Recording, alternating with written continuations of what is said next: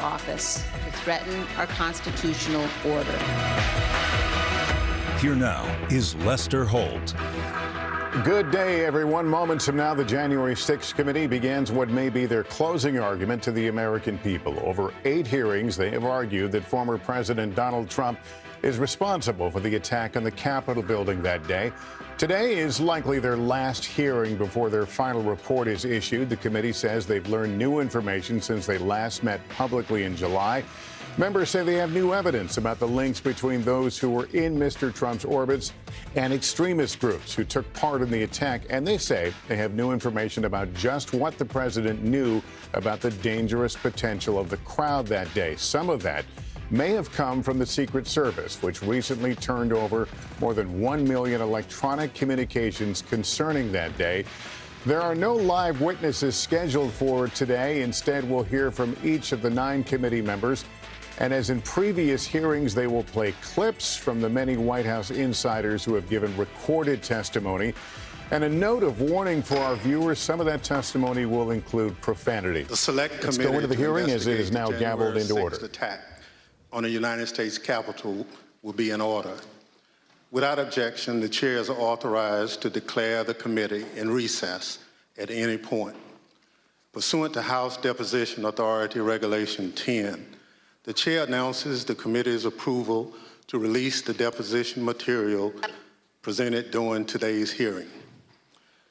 Good afternoon, and may God bless the United States of America. 4 months ago, this committee started to present our findings to you, the American people. From the beginning, we understood that some people watching those proceedings would wrongly assume that the committee's investigation was a partisan exercise.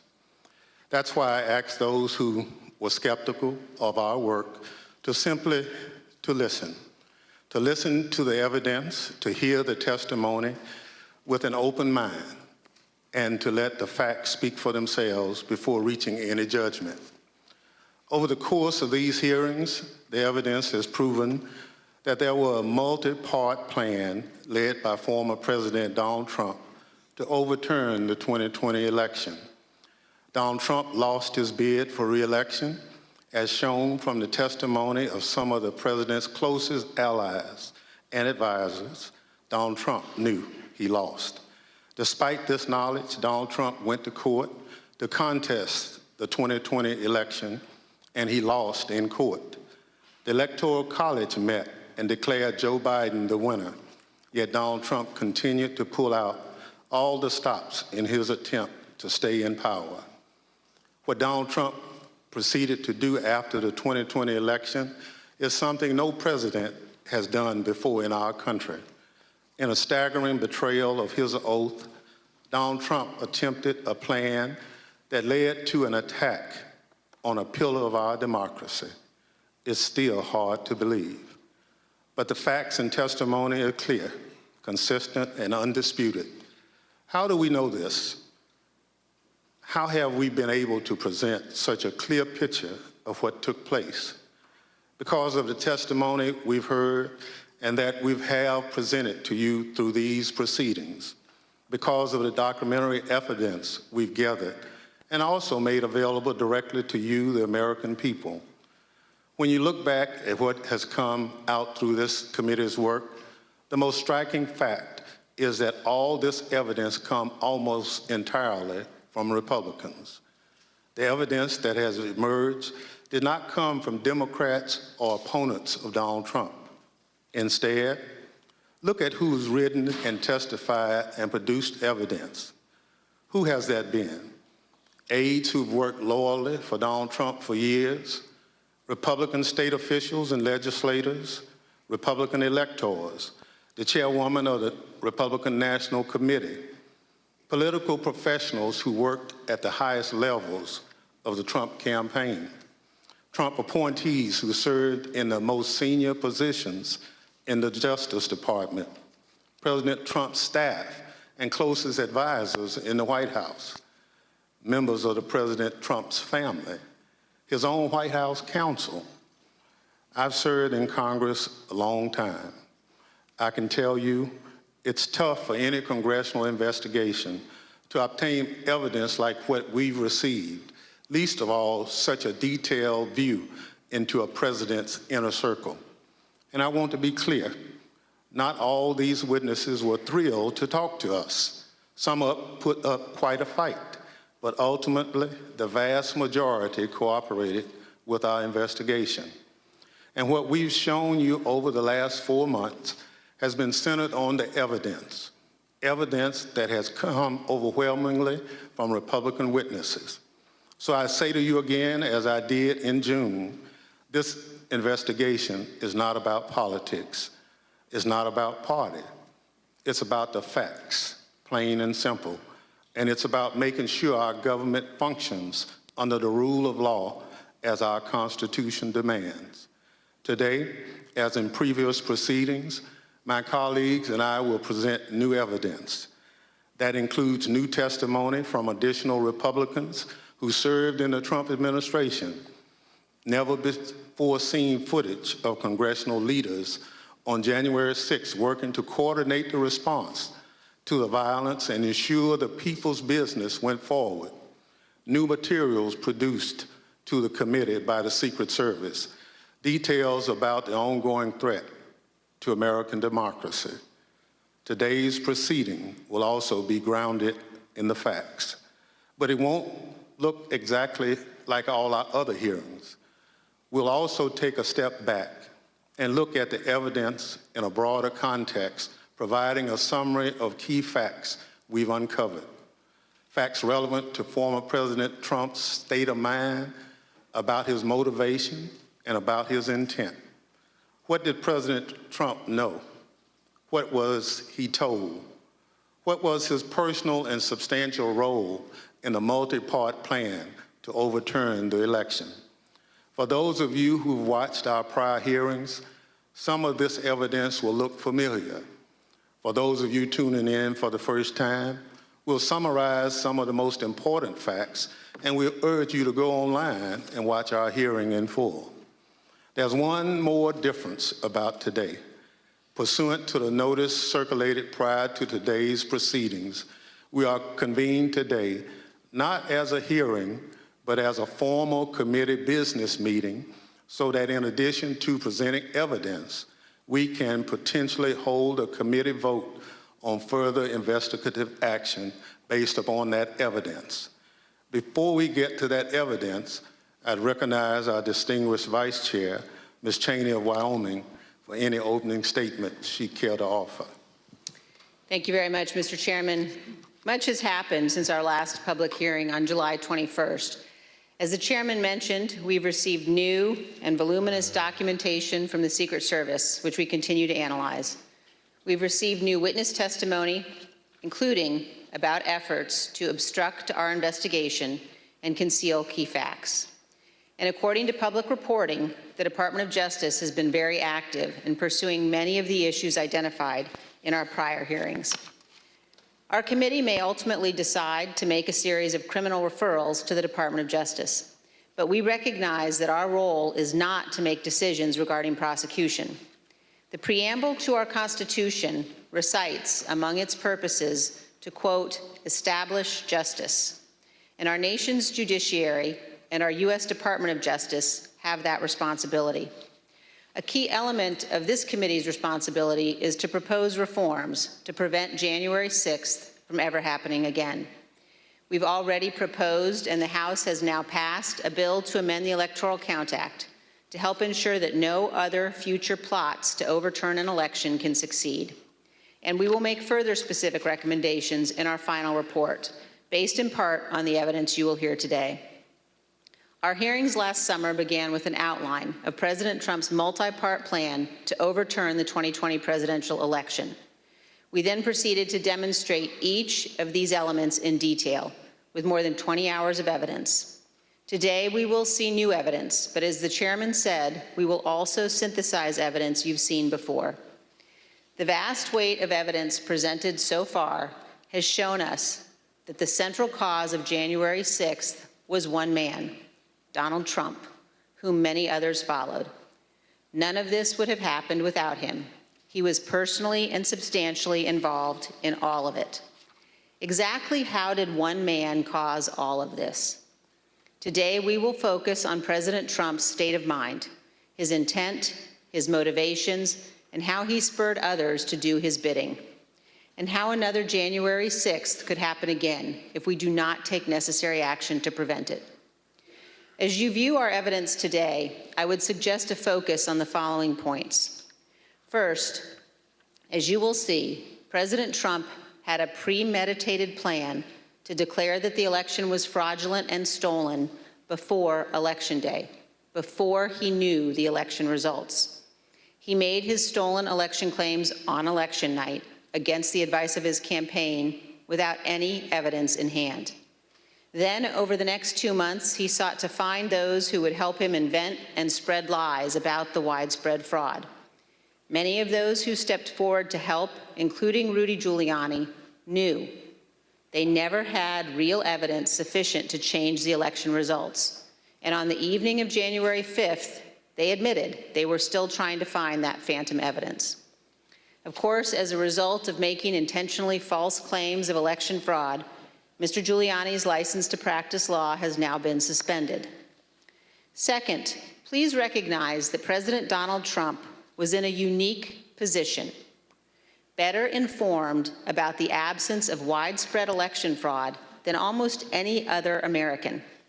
President Trump's own campaign experts told him that there was no evidence to support his claims. His own Justice Department appointees investigated the election fraud claims and told him point blank they were false. In mid-December 2020, President Trump's senior advisors told him the time had come to concede the election. Donald Trump knew the courts had ruled against him. He had all of this information, but still he made the conscious choice to claim fraudulently that the election was stolen, to pressure state officials to change election results, to manufacture fake electoral slates, to attempt to corrupt our Department of Justice, to summon tens of thousands of supporters to Washington. Knowing that they were angry, knowing that some of them were armed, he sent them to the Capitol. Then, as the riot was underway, he incited his supporters to further violence by publicly condemning his vice president. And then he refused for hours to disband his rioting supporters and instruct them to leave the Capitol, even when he was begged repeatedly to do so. None of this is normal or acceptable or lawful in our republic. Third, please consider today who had a hand in defeating President Trump's efforts to overturn the election. Vice President Pence, Bill Barr, Jeff Rosen, and others at the Department of Justice, state Republican officials, White House staff who blocked proposals to mobilize the military to seize voting machines and run new elections, our Capitol Police, aided by the Metropolitan Police, other federal law enforcement, and our National Guard, who arrived later in the afternoon. All of these people had a hand in stopping Donald Trump. This leads us to a key question. Why would Americans assume that our Constitution and our institutions in our republic are invulnerable to another attack? Why would we assume that those institutions will not falter next time? A key lesson of this investigation is this: our institutions only hold when men and women of good faith make them hold, regardless of the political cost. We have no guarantee that these men and women will be in place next time. Any future president inclined to attempt what Donald Trump did in 2020 has now learned not to install people who could stand in the way.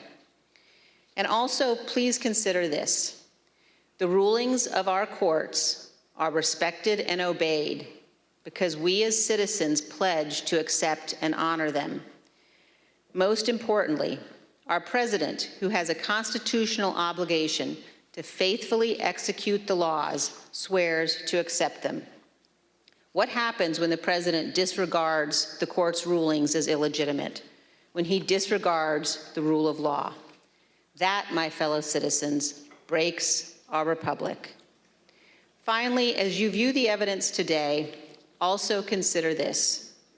President Trump knew from unassailable sources that his election fraud claims were false. He admitted he had lost the election. He took actions consistent with that belief.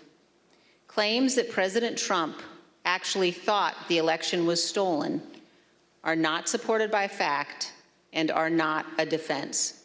There is no defense that Donald Trump was duped or irrational. No president can defy the rule of law and act this way in a constitutional republic, period. Mr. Chairman, our nation's federal judges are sworn to do impartial justice, to preserve our Constitution and preserve our Union. Dozens of these judges have been addressing January 6th cases, and many have given us plain, unmistakable warnings about the direction of our republic. Let me read from one judge's statement given at a recent sentencing hearing.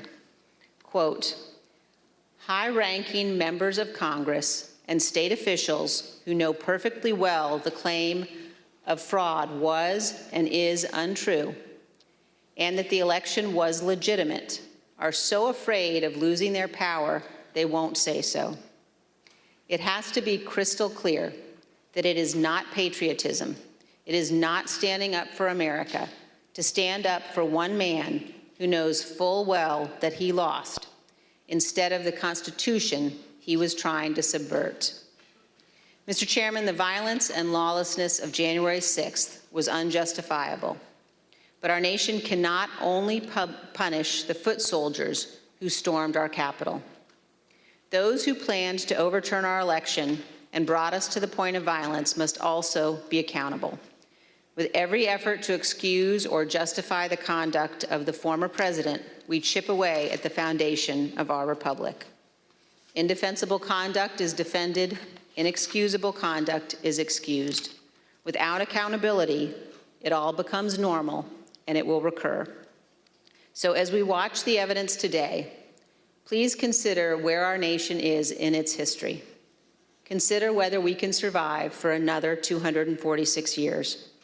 Most people in most places on earth have not been free. America is an exception. And America continues only because we bind ourselves to our founders' principles, to our Constitution. We recognize that some principles must be beyond politics, inviolate, and more important than any single American who has ever lived. Thank you, Mr. Chairman. I yield back. Without objections, the chair recognizes the gentlewoman from California, Ms. Lofgren, for an opening statement. Thank you, Mr. Chairman. Very shortly after the election, we began this meeting by returning to election night, November 3rd, 2020. As the chairman noted, we've previously presented testimony about how the election results were expected to come in that night. In certain states, ballots cast by mail before Election Day would be counted only after the polls closed that evening. That meant that election results would not be known for some time. Although President Trump's campaign manager, Bill Stepien, House Republican leader Kevin McCarthy, and Jared Kushner had advised Donald Trump to encourage mail-in voting by Republicans, President Trump did not do so. Yeah, I just remember generally, you had people arguing that we had a very, very robust get out the vote effort and that, mail-in ballots could be a good thing for us if we looked at it correctly. There was one meeting that was had in particular. I invited Kevin McCarthy to join the meeting, he being of like mind on the issue with me, in which we made our case for why we believed mail-in voting not to be a bad thing for his campaign. But the president's mind was made up. So it was expected before the election that the initial counts in some states, in other words, those votes cast on Election Day, would be more heavily Republican. and this would create the false perception of a lead for President Trump, a so-called red mirage. But as the results of the absentee ballots that were later counted, there could be trends towards Vice President Biden as those mail-in ballots were counted. Now, on election night, Donald Trump's advisors specifically told him he didn't have a factual basis to declare victory. He should wait for the remaining ballots to be counted. Here is campaign manager Bill Stepien. It was far too early to be making any calls like that. Ballots were still being counted. Ballots were still going to be counted for days. And it was far too early to be making any proclamation like that. I believe my recommendation was to say that votes were still being counted. It's too early to tell, too early to call the race.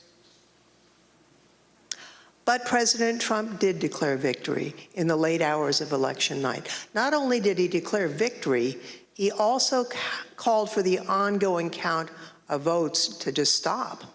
Stopping the count would have violated both federal and state laws and also disenfranchised millions of voters who lawfully cast their vote. He called for that action anyway. Here's what he said. This is a fraud on the American public. This is an embarrassment to our country. We were getting ready to win this election. Frankly, we did win this election. We want all voting to stop. We now know more about President Trump's intention for election night. The evidence shows that his false victory speech was planned well in advance, before any votes had been counted. It was a premeditated plan by the president to declare victory no matter what the actual result was. He made a plan to stay in office before Election Day. Now, the vice president's staff was concerned with what Donald Trump might do on election night. They took steps to ensure that Mr. Pence would not echo a false victory announcement from President Trump. Here's what the Vice President's counsel, Greg Jacob, told us about his preparations with the Vice President's Chief of Staff, Mark Short. Mark had indicated to me that there was a possibility that there would be a declaration of victory within the White House that some might push for. And this is prior to the election results being known. And that he was trying to figure out a way of avoiding the vice president sort of being thrust into a position of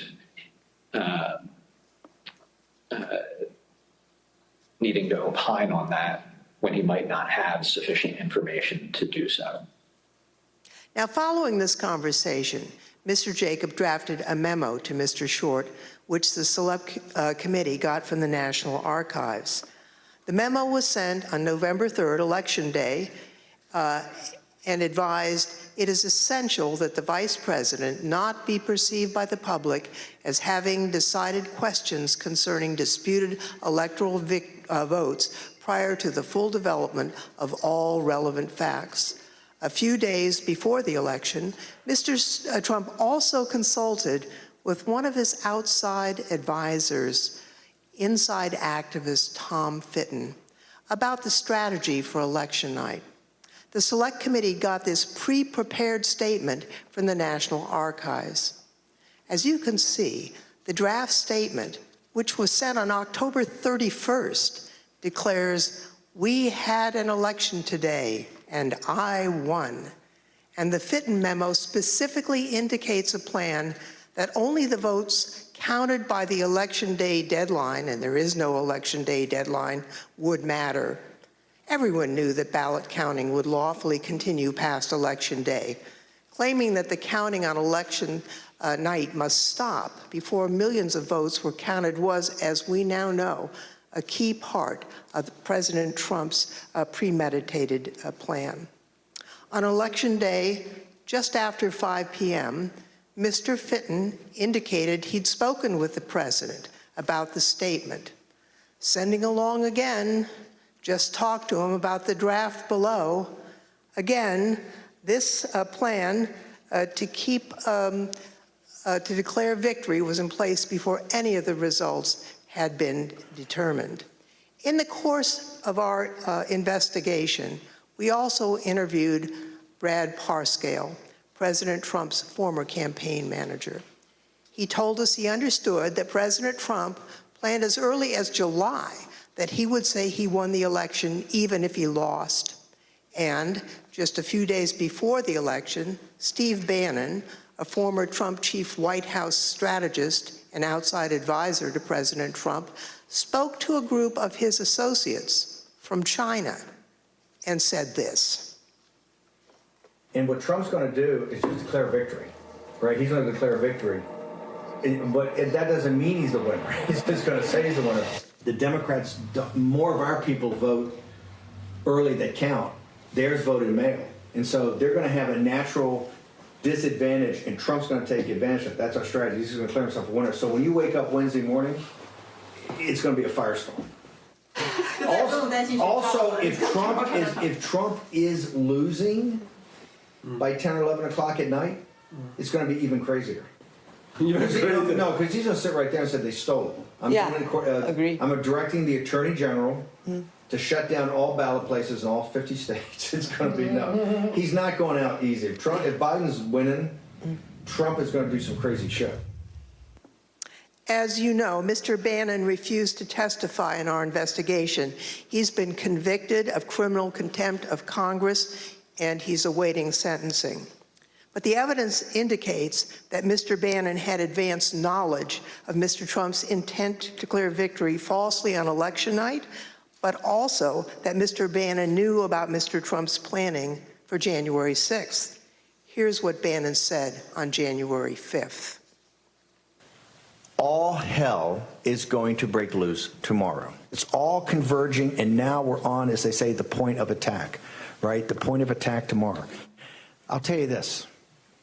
It's not going to happen like you think it's going to happen, okay? It's going to be quite extraordinarily different. And all I can say is strap in. You have made this happen, and tomorrow it's game day. So strap in. Let's get ready. Another close associate of Donald Trump apparently knew of Mr. Trump's intentions as well. Now, Roger Stone is a political operative with a reputation for dirty tricks. In November 2019, he was convicted of lying to Congress and other crimes and sentenced to more than 3 years in prison. He's also a longtime advisor to President Trump and was in communication with President Trump throughout 2020. Mr. Trump pardoned Roger Stone on December 23rd, 2020. Now, recently, the Select Committee got footage of Mr. Stone before and after the election from Danish filmmaker Christopher Gilbranson, pursuant to a subpoena. Right before the election, here's Roger Stone talking about what President Trump would do after the election. Let's just hope we're celebrating. I really do suspect it'll still be up in the air. But when that happens, the key thing to do is to claim victory. Possession is 9/10 of the law. No, we won. Fuck you. Sorry, over. We won. Yeah. You're wrong. Fuck you. ABC. I said, fuck the Lord, and let's get right to the violence. That's what I'm doing.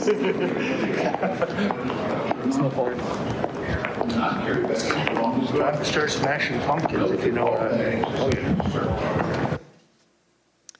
The Select Committee called Mr. Stone as a witness, but he invoked his Fifth Amendment right against self-incrimination. Do you believe the violence on January 6th was justified? On the advice of counsel, I respectfully decline to answer your question on the basis of the Fifth Amendment. And Mr. Stone, did you have any role in planning for the violence on January 6th? Once again, I will assert my Fifth Amendment right to decline to answer your question. Although we don't yet have all the relevant records of Roger Stone's communications, Even Stone's own social media posts acknowledged that he spoke with Donald Trump on December 27th as preparations for January 6th were underway. In this post, you can see how Roger Stone talked about his conversations with President Trump. He wrote, "I also told the president exactly how he can appoint a special counsel with full subpoena power to ensure those who are attempting to steal the 2020 election through voter fraud are charged and convicted, and to ensure Donald Trump continues as our president." As we know by now, the idea for a special counsel was not just an idle suggestion.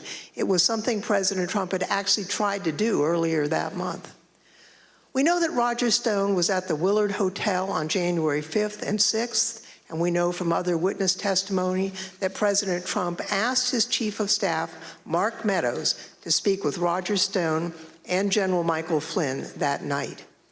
In addition to his connection to President Trump, Roger Stone maintained extensive direct connections to two groups responsible for violently attacking the Capitol, the Oath Keepers and the Proud Boys. Individuals from both of these organizations have been charged with the crime of seditious conspiracy. Now, what is seditious conspiracy? It is a conspiracy to use violent force against the United States, to oppose the lawful authority of the United States. Multiple associates of Roger Stone from both the Oath Keepers and the Proud Boys have been charged with this crime. Close associates of Roger Stone, including Joshua James, have pled guilty to this crime. We know that at least 7 Oath Keepers who have been criminally charged provided personal security for Roger Stone or were seen with him on January 6th or in the weeks leading up to January 6th. For example, Joshua James, the leader of the Alabama Oath Keepers, provided security for Roger Stone and was with him on January 5th. This is the picture of the two together on January 5th. James entered the Capitol on January 6th. He assaulted a police officer. Earlier this year, he pled guilty to seditious conspiracy and obstruction of Congress. Another example is the married couple, Kelly and Connie Meigs. Now, Kelly Meigs was the leader of the Florida chapter of the Oath Keepers. Both he and his wife provided security for Roger Stone, and both are charged with leading a military-style stack attack of Oath Keepers, attacking the Capitol on January 6th. Perhaps even more disturbing is Roger Stone's close association with Enrique Tario, the national chairman of the Proud Boys. Roger Stone's connection with Enrique Tario and the Proud Boys is well documented by video evidence with phone records the Select Committee has obtained. Tario, along with other Proud Boys, has been charged with multiple crimes concerning the attack on January 6th, including seditious conspiracy. During the attack, Tario sent a message to other Proud Boys claiming, "We did that." He also visited the White House on December 12th. Later that day, he posted a disturbing video claiming credit for the attack. This video, posted on January 6th, was apparently created prior to the attack. This big lie, President Trump's effort to convince Americans that he had won the 2020 election, began before the election results even came in. It was intentional, it was premeditated, it was not based on election results or any evidence of actual fraud affecting the results or any actual problems with voting machines. It was a plan concocted in advance to convince his supporters that he won. And the people who seemingly knew about that plan in advance would ultimately play a significant role in the events of January 6th. Mr. Chairman, I yield back. Gentlewoman yields back. The chair recognizes the gentleman from Illinois, Mr. Kinzinger, for an opening statement. Thank you, Mr. Chairman. Very shortly after the election, The Trump campaign recognized that they had likely lost the election, and they informed Donald Trump of that fact. Even before the networks called the race for President Biden on November 7th, his chances of pulling out a victory were virtually non-existent, and President Trump knew it. Do you know if anybody ever told the president that he had lost and that there wasn't a chance of him winning? I know that the president, when the networks called it, of course, he was informed about the network decision. That afternoon, at some point, myself and a handful of other folks went over and sat down with the president and communicated that the odds of us prevailing in legal challenges were very small. You know, after the election, as of November 7th, in your judgment, what were the chances of President Trump winning the election? After that point? Yes. None. At times, President Trump acknowledged the reality of his loss.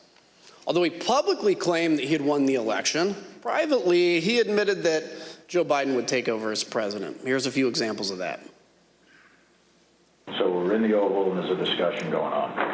And the president says, I think it could have been Pompeo, but he says words to the effect of, yeah, we lost, we need to let that issue go to the next guy, meaning President Biden. I remember maybe a week after the election was called, I popped into the Oval just to give the president the headlines and see how he was doing. And he was looking at the TV and he said, "Can you believe I lost to this effing guy?" Mark raised it with me on the 18th. And so following that conversation, we're the motorcade ride driving back to the White House. And I had said, does the president really think that he lost? And he said, a lot of times he'll tell me that he lost, but he wants to keep fighting it. And he thinks that there might be enough to overturn the election, but he pretty much has acknowledged that he's lost. Knowing that he had lost and that he had only weeks left in office, President Trump rushed to complete his unfinished business. One key example is this. President Trump issued an order for large-scale U.S. troop withdrawals. He disregarded concerns about the consequences for fragile governments on the front lines of the fight against ISIS and al-Qaeda terrorists. Knowing he was leaving office, he acted immediately and signed this order on November 11th, which would have required the immediate withdrawal of troops from Somalia and Afghanistan, all to be complete before the Biden inauguration on January 20th. As you watch these clips, recall that General Keith Kellogg was the national security advisor to the vice president and had served as chief of staff to the National Security Council for President Trump. And General Milley was the chairman of the Joint Chiefs of Staff at the Pentagon. Are you familiar with a memo that the president reportedly signed on November 11th, 2020, ordering that troops be withdrawn from Afghanistan and Somalia? Yes. So I think you might have seen some things where there's a memo or something from Johnny McEntee to Douglas McGregor. It says, here's your task to get U.S. forces out of Somalia, get U.S. forces out of Afghanistan. When you first interviewed and met Colonel Douglas McGregor, is it fair to say you discussed this decision of withdrawing from Somalia and Afghanistan, correct? Yeah, I'm sure that was part of it, yeah. And that was the position that he was taking over there was senior advisor to the Secretary of Defense, is that correct? Yes. So on that same day, just so I'm clear, he responded back to you that they, meaning DOD leadership, was not going to take any of those steps without an order. Without a directive, yeah. I explained in language that should be in the order while I was in the meeting with McEntee, and this was my answer to him. I said, if you want this to happen, or the president wants this to happen, he's got to write an order. So you never wrote this down in any capacity? Well, I sketched on a piece of paper for him some key statements. The president directs. This is, what's the right word, boilerplate language? Who within his office drafted the order? It was myself and one of my assistants. McEntee duly types it up, brings it in to the president. President signs it, and boom, it's over, faxed over, or emailed, scanned over to Caspito, delivers it to me. Was it by auto pen or was it the president himself signing it? It was the president. And who obtained that signature? I did. It is odd. It is non-standard. It is potentially dangerous. I personally thought it was militarily not feasible nor wise. And I proceeded to tell the PPO and proceeded to tell McGregor that if I ever saw anything like that, I would do something physical. Because I thought what that was done was a tremendous disservice to the nation. And by the way, that was a very, very contested issue. There were people who did not agree with getting out of Afghanistan. I appreciate their concerns. An immediate departure that memo said would have been catastrophic. It's the same thing what President Biden went through. It would have been a debacle. Keep in mind, the order was for an immediate withdrawal. It would have been catastrophic, and yet President Trump signed the order. These are the highly consequential actions of a president who knows his term will shortly end. At the same time that President Trump was acknowledging privately that he had lost the election, he was hearing that there was no evidence of fraud or irregularities sufficient to change the outcome. I remember a call with Mr. Meadows, where Mr. Meadows was asking me what I was finding and if I was finding anything. And I remember sharing with him that we weren't finding anything that would be sufficient to change the results in any of the key states. When was that conversation? Probably in November, mid to late November. I think it was before my child was born. And what was Mr. Meadows' reaction to that information? I believe the words he used were, "So there's no there." It would be our job to track it down and come up dry because the allegation didn't prove to be true. And we'd have to, relay the news that, that tip that someone told you about those votes or that fraud or, nothing came of it. That would be our job as the truth-telling squad, and not a fun job to be. It's an easier job to be telling the president about wild allegations. It's a harder job to be telling him on the back end that that wasn't true.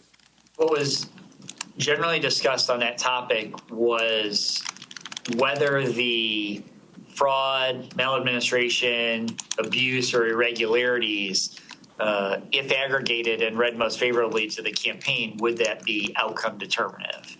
And I think everyone's assessment in the room, at least amongst the staff, Mark Short, myself, and Greg Jacob, was that it was not sufficient to be outcome determinative.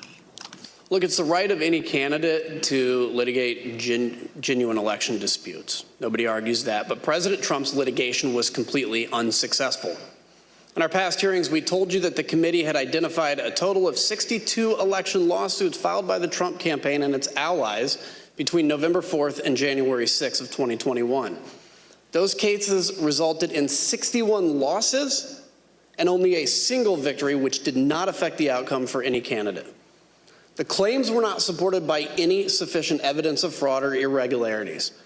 In fact, they were baseless, as judges repeatedly recognized. In none of these 62 cases was President Trump able to establish any viable claims of election fraud sufficient to overturn the results of the election. In those hearings, we shared with you the words used by judges around the country in rejecting the Trump campaign's claims.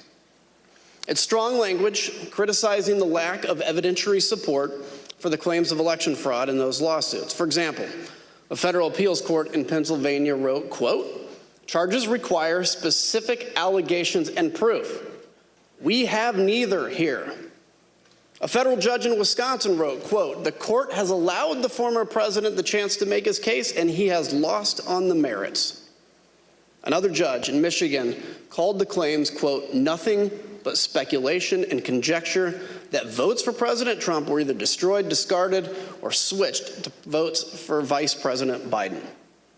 A federal judge in Michigan sanctioned 9 attorneys, including Sidney Powell, for making frivolous allegations in an election fraud case, describing the case as a historic and profound abuse of the judicial process.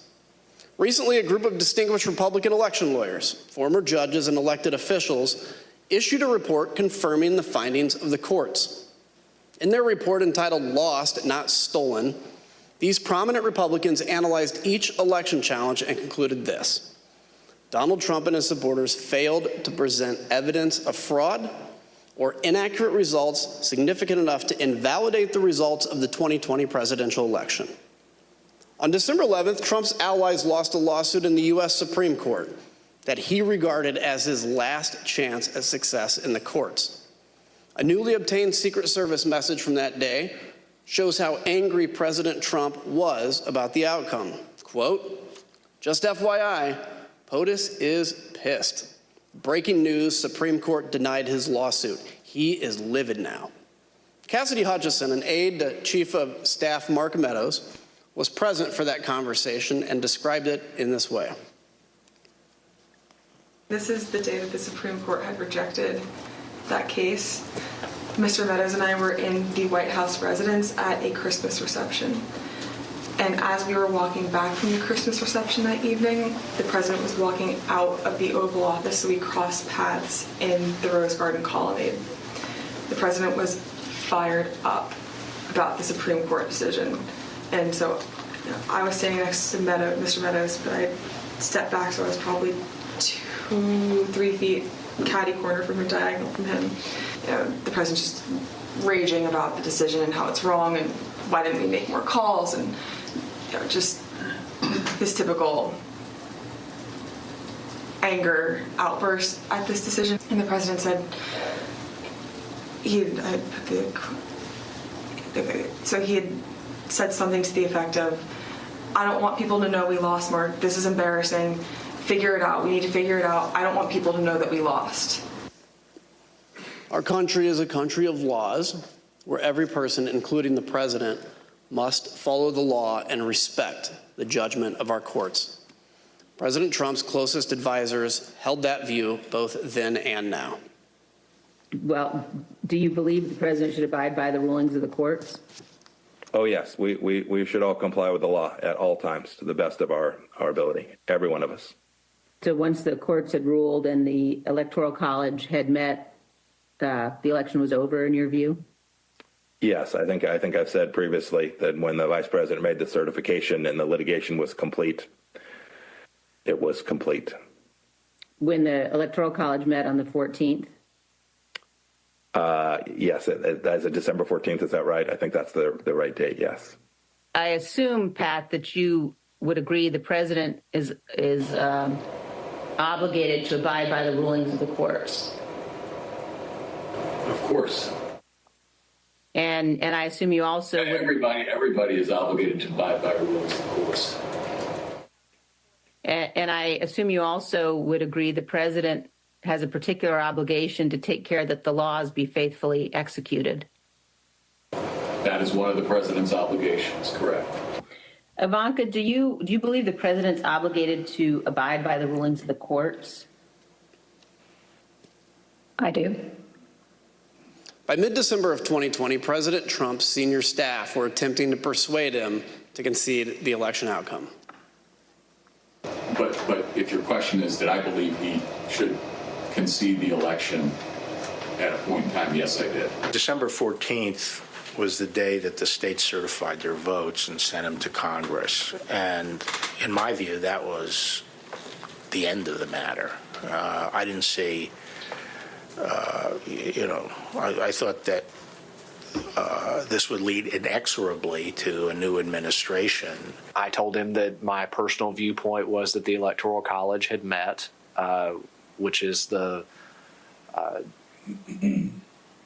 system that our country is set under to elect a president and vice president.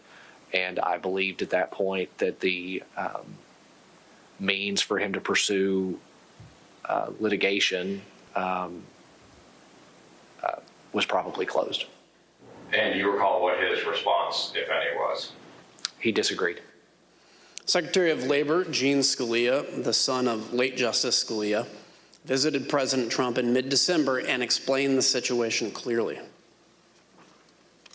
And so I had to put a call into the president. I might have called on the 13th. We spoke, I believe, on the 14th, in which I conveyed to him that I thought that it was time for him to acknowledge that President Biden had prevailed in the election. But I communicated to the president that when that legal process is exhausted and when the electors have voted, that's the point at which that outcome needs to be expected. I told him that I did believe, yes, that once those legal processes were run, if fraud had not been established, that had affected the outcome of the election, that unfortunately I believed that what had to be done was concede the outcome. Not only did the courts reject President Trump's fraud and other allegations, his Department of Justice appointees, including Bill Barr, Jeffrey Rosen, and Richard Donahue, did as well. President Trump knew the truth. He heard what all his experts and senior staff were telling him. He knew he had lost the election, but he made the deliberate choice to ignore the courts, to ignore the Justice Department, to ignore his campaign leadership, to ignore senior advisors, and to pursue a completely unlawful effort to overturn the election. His intent was plain: ignore the rule of law and stay in power. Mr. Chairman, I yield back. Gentleman yields back. The chair recognizes the gentlewoman from Virginia, Ms. Luria. Thank you, Mr. Chairman. Mid-December was a turning point. President Trump made a decision, a choice, to ignore the courts and his advisors and to push forward to overturn the election. His efforts to overturn the election were not random or disconnected. Rather, they were part of a coordinated, multi-part plan to ensure that he stayed in power. Donald Trump was the driver behind each part of this plan. He was personally and directly involved. Of course, a key element of the plan was continuing to convince tens of millions of Americans that he did not, in fact, lose. Again, he did this even though his own campaign advisors and his Justice Department officials told him his claims of fraud were wrong. In this video, you'll see that even when top law enforcement officials told the president his election fraud claims were false, he still repeated the claims in the days and weeks that followed. Sometimes, even the very next day. I specifically raised the Dominion voting machines, which I found to be among the most disturbing allegations. Disturbing in the sense that I saw absolutely zero basis for the allegations. I told them that it was crazy stuff, and they were wasting their time on that. And it was doing a grave disservice to the country. We have a company that's very suspect. Its name is Dominion. With the turn of a dial or the change of a chip, you can press a button for Trump and the vote goes to Biden. What kind of a system is this? We definitely talked about Antrim County again. That was sort of done at that point because the hand recount had been done and all of that. But we cited back to that to say, you know, this is an example of what people are telling you and what's being filed in some of these court filings that are just not supported by the evidence. And this is the problem. The problem is people keep telling you these things and they turn out not to be true. In addition, there is the highly troubling matter of Dominion voting systems. In one Michigan county alone, 6,000 votes were switched from Trump to Biden, and the same systems are used in the majority of states in our country. I went into this and would, tell them how crazy some of these allegations were and how ridiculous some of them were. I'm talking about some of them like, more votes, more absentee votes were cast in Pennsylvania than there were absentee ballots requests. Stuff like that. It was just easy to blow up. There was never an indication of interest in what the actual facts were. There were more votes than there were voters. Think of that. You had more votes than you had voters. That's an easy one to figure. And it's by the thousands. Then he raised the big vote dump, as he called it, in Detroit. And that, he said people saw boxes coming into the counting station at all hours of the morning. And I said, Mr. President, there are 630 precincts in Detroit, and unlike elsewhere in the state, they centralized the counting process, so they're not counted in each precinct. They're moved to counting stations, and so the normal process would involve boxes coming in at all different hours. This is Michigan.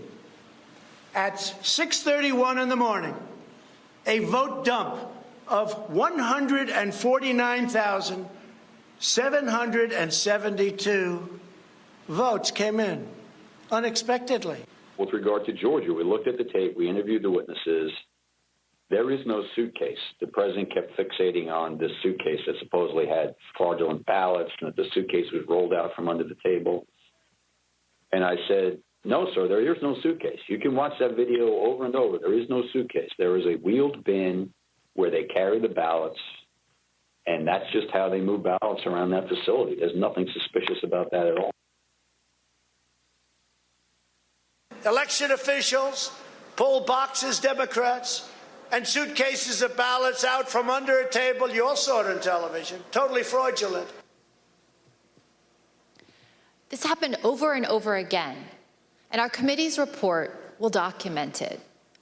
Purposeful lies made in public directly at odds with what Donald Trump knew from unassailable sources, the Justice Department's own investigations and his own campaign. Donald Trump maliciously repeated this nonsense to a wide audience over and over again. His intent was to deceive.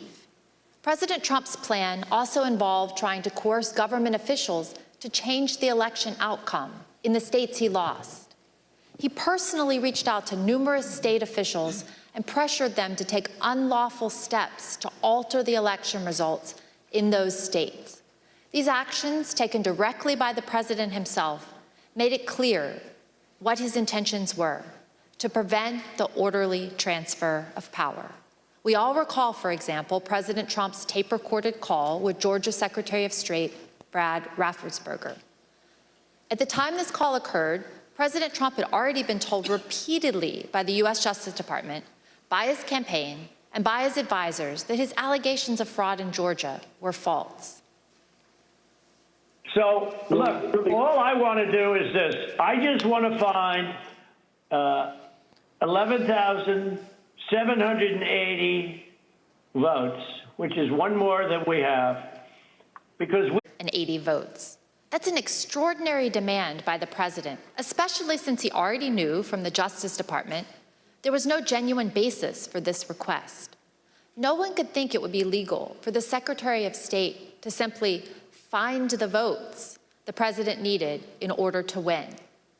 Secretary Raffensperger told the president the truth, that he lost the election in Georgia. But President Trump did not accept that answer. Instead, he suggested that Secretary Raffensperger himself might be prosecuted. That's a criminal offense. And you can't let that happen. That's a big risk to you and to Ryan, your lawyer. That's a big risk. We know that President Trump's White House advisors reacted negatively.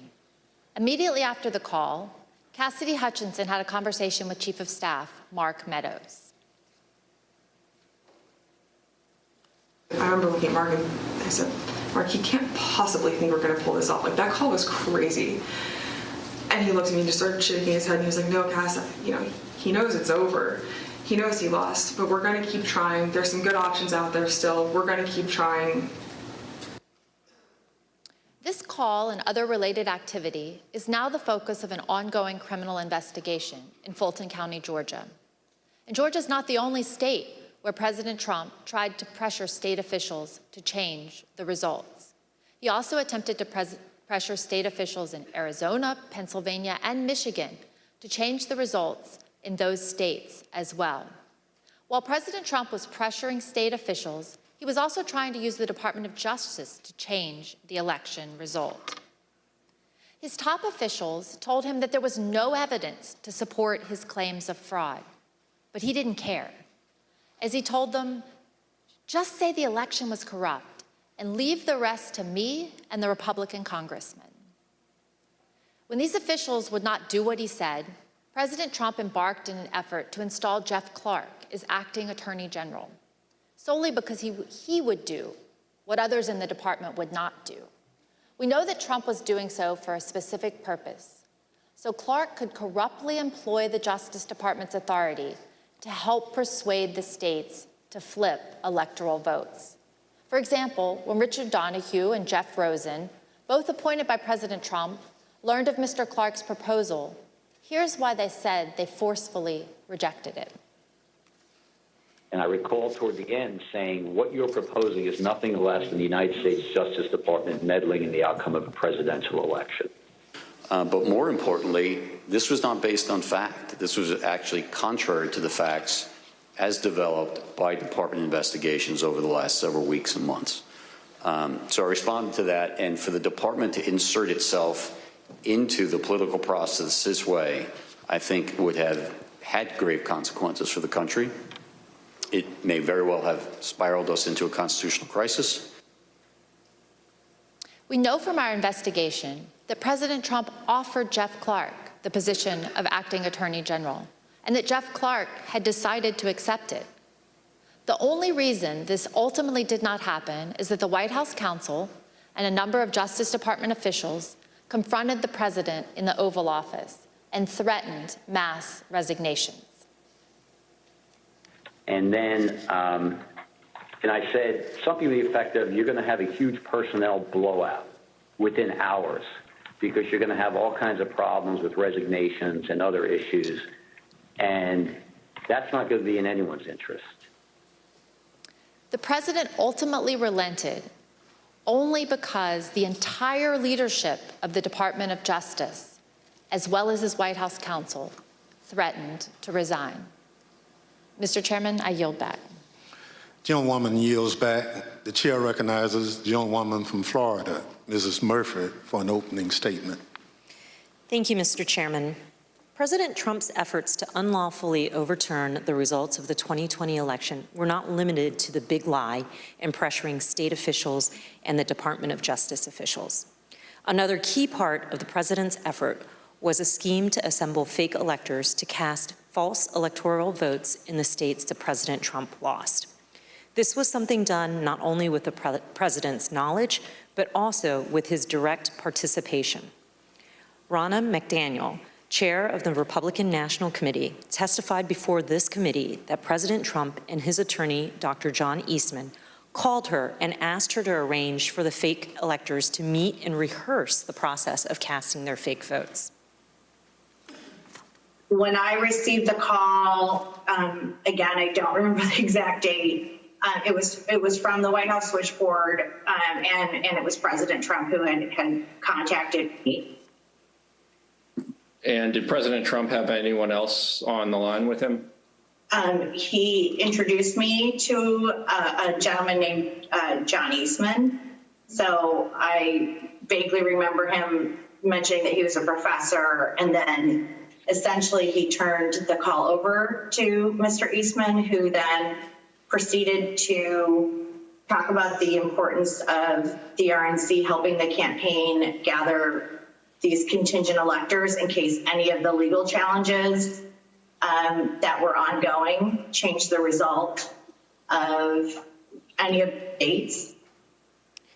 These fake electors were ultimately part of the president's plan to replace genuine Biden electors with Trump electors on January 6th.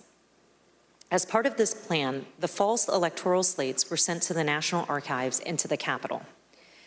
The fake electors plan was also tied to another plan, the coercive pressure campaign to make Vice President Mike Pence reject or refuse to count certain Biden electoral votes so that President Donald Trump would, quote, win re-election instead.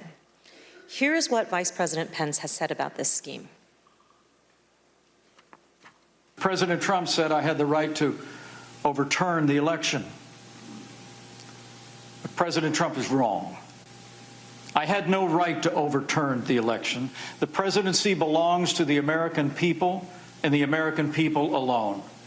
And frankly, there is no idea more un-American than the notion that any one person could choose the American president. Make no mistake, President Trump knew that what he was demanding Vice President Pence do was illegal.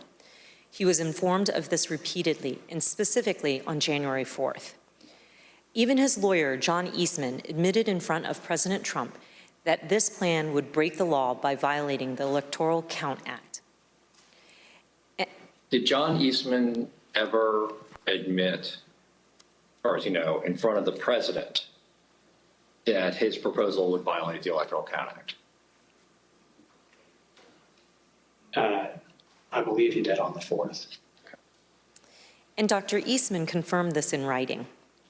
Recall this email written on January 6, in which Vice President Pence's counsel asked Dr. Eastman, did you advise the president that in your professional judgment, the vice president does not have power to decide things unilaterally? Dr. Eastman replied, he's been so advised. Of course, President Trump's own White House counsel, Pat Cipollone, also recognized that this plan was unlawful. Here is Mr. Cipollone's testimony. My view is that the vice president didn't have the legal authority to do anything except what he did. There is no doubt that President Trump's pressure campaign on Vice President Pence was significant. On the morning of January 6, President Trump called the vice president from the Oval Office and demanded that he overturn the results of the election. Numerous witnesses told the Select Committee about the invective that President Trump leveled at his own vice president. Something to the effect, the wording's wrong. I made the wrong decision 4 or 5 years ago. And the word that she relayed to that the president called the vice president, I apologize for being impolite, but do you remember what she said her father called him? The P word. But Vice President Pence didn't waver even when his own life was endangered by President Trump and the rioters at the Capitol on January 6th, as you'll see in more detail later. A federal judge concluded, based on this and other evidence, that President Trump's pressure campaign against the vice president likely violated multiple criminal statutes. In the end, all these people, Department of Justice officials, state elections officials, his own vice president, stood strong in the face of President Trump's immense pressure. But as we now know, President Trump had already summoned tens of thousands of his supporters to Washington on January 6 to take back their country. On December 19th, President Trump first told his supporters to come to Washington. In this and numerous other tweets, he fraudulently and repeatedly promoted January 6th as the day Americans could come and change the election outcome. For weeks, President Trump worked with others to plan the rally, intending all along that he would send an assembled crowd of angry supporters to the Capitol after his speech on the ellipse on January 6th. We obtained a text message that one rally organizer sent on January 4th.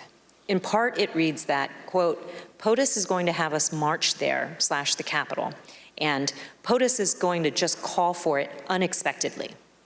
Again, each of these examples, the big lie, the pressure campaigns against state officials, the pressure campaign against the Department of Justice and his vice president, the fake electors, summoning the mob, all of this demonstrates President Trump's personal and substantial role in the plot to overturn the election. He was intimately involved. He was the central player. Thank you, Mr. Chairman, and I yield back. Gentlewoman yields back. The chair recognizes the gentleman from California, Mr. Schiff, for an opening statement. Thank you, Mr. Chairman. In our past hearings, you have seen direct evidence that President Trump sent a crowd of his supporters to the Capitol on January 6th, knowing they were armed and angry. This was the last, most desperate and dangerous prong of his plan to disrupt the joint session and prevent the orderly transition of power. On the morning of the 6th, the Secret Service was at the Ellipse, screening the members of the crowd as they entered the rally site. And they noticed something significant about the crowd. Tens of thousands of people were outside the rally site, but did not want to go through the magnetometers, the metal detectors that were used to screen for dangerous weapons. Since our last hearings, the Select Committee has received greater cooperation from the Secret Service.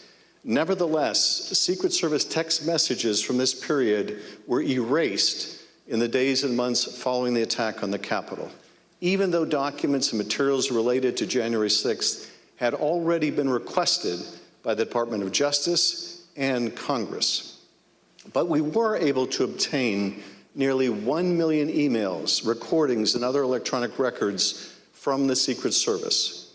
Over the month of August, the Select Committee began its review of hundreds of thousands of pages and multiple hours of that material, providing substantial new evidence about what happened on January 6th and the days leading up to it.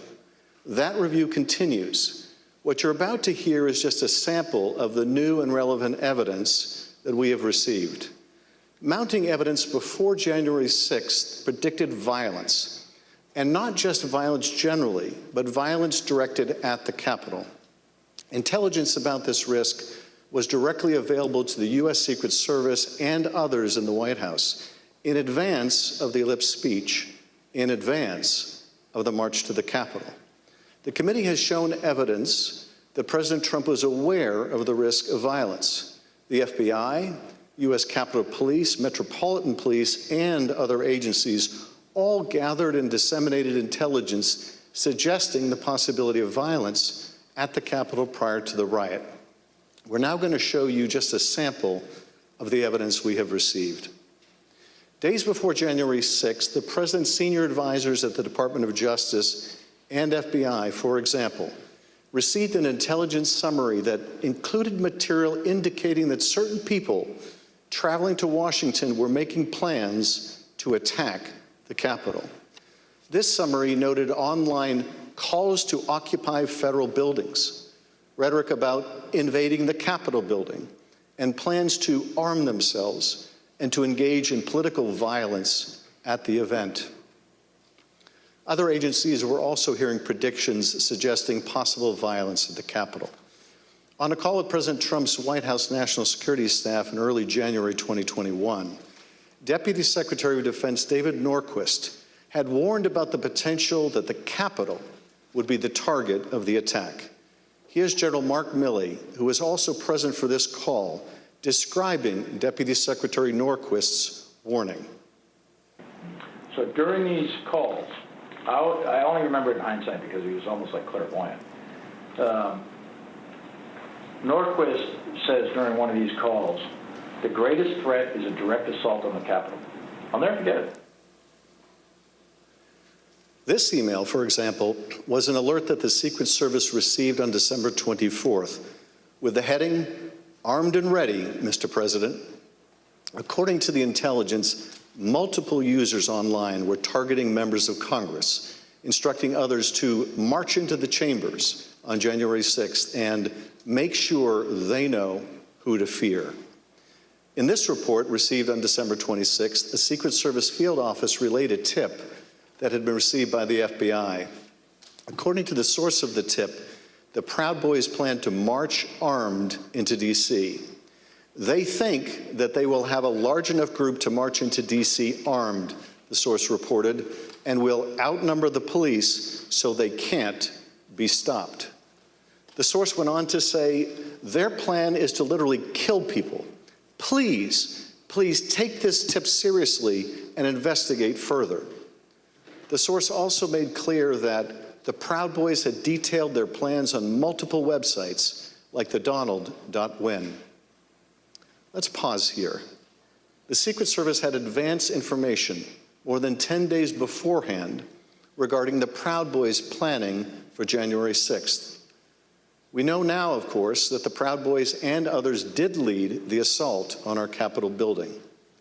On December 31st, agents circulated intelligence reports that President Trump's supporters have proposed a movement to occupy Capitol Hill.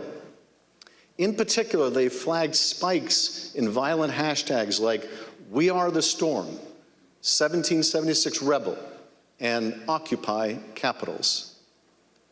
On January 5th, a Secret Service open source unit flagged a social media account on the Donald.win that threatened to bring a sniper rifle to a rally on January 6th. The user also posted a picture of a handgun and rifle with the caption, "Sunday Gun Day, providing Overwatch January 6th will be wild." Later, on the evening of January 5th, the Secret Service learned during an FBI briefing that right-wing groups were establishing armed QRFs, or Quick Reaction Forces, readying to deploy for January 6th. Groups like the Oath Keepers were standing by at the ready should POTUS request assistance. By invoking the Insurrection Act, agents were informed. As we all know now, the Oath Keepers did play a specific role on January 6th and had stashed weapons in Virginia for further violence that evening. Also on that day, the Secret Service was readying its security precautions for the president's speech at the Ellipse the next day. A Secret Service deputy chief instructed agents to add certain objects to the list of items that would be prohibited at the rally site, including ballistic vests, tactical vests, armored or not, and ballistic helmets. By the morning of January 6th, it was clear that the Secret Service anticipated violence. It felt like the calm before the storm, one agent predicted in a Protective Intelligence Division chat group. Another remarked how agents were watching the crazies on live stream. By 9:09 that morning, the Secret Service could also see that many rally-goers were assembled outside the security perimeter. One agent emailed, possibly because they have stuff that couldn't come through, would probably be an issue with this crowd. Just a thought. By 9:30 that morning, agents reported more than 25,000 people outside the rally site. An hour later, the Secret Service reported that the crowd was on the mall watching, but not in line. The head of the President's Secret Service Protective Detail, Robert Engel, was specifically aware of the large crowds outside the magnetometers. He passed that information along to Tony Ornato, who worked for Mark Meadows in the Chief of Staff's office. The documents we obtained from the Secret Service make clear that the crowd outside the magnetometers was armed and the agents knew it. Take a look at what they were seeing and hearing on the ground. One report from the rally site at 7:58 a.m. said, "Some members of the crowd are wearing ballistic helmets, body armor, carrying radio equipment, and military-grade backpacks." Another, from 9:30 a.m., said that there were possibly OC spray, meaning pepper spray, and/or plastic riot shields. At 11:23 a.m., agents also reported possible armed individuals, one with a Glock, one with a rifle.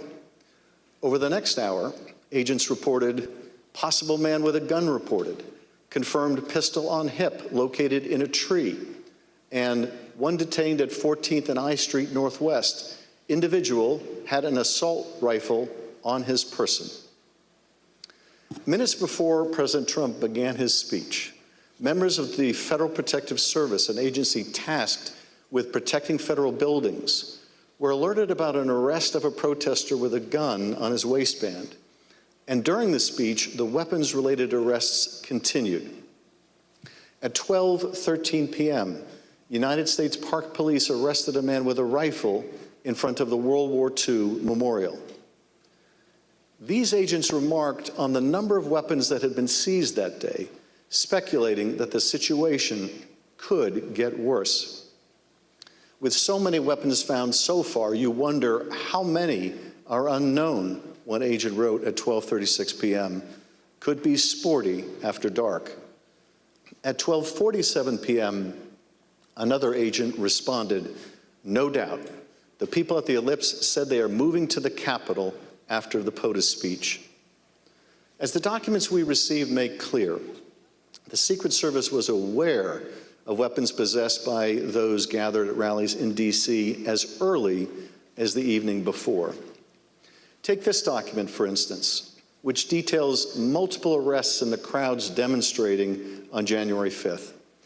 Those arrests were for weapons offenses, handguns, high-capacity feeding devices, ammunition.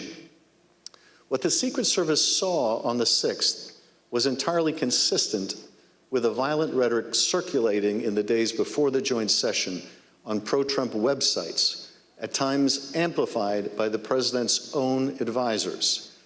On one of these sites, as you've heard, one of those was called the Donald.win.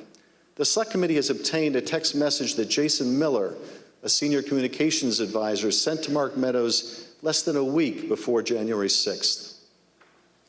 I got the base fired up, he wrote in all caps. He sent a link to this page on the Donald.win. The linked web page had comments about the joint session of Congress on January 6th. Take a look at some of those comments. Gallows don't require electricity. If the filthy commie maggots try to push their fraud through, there will be hell to pay. Our lawmakers in Congress can leave one of two ways. One, in a body bag. Two, after rightfully certifying Trump the winner. Mr. Miller claimed that he had no idea about the hundreds of comments like these in the link that he sent to Mark Meadows.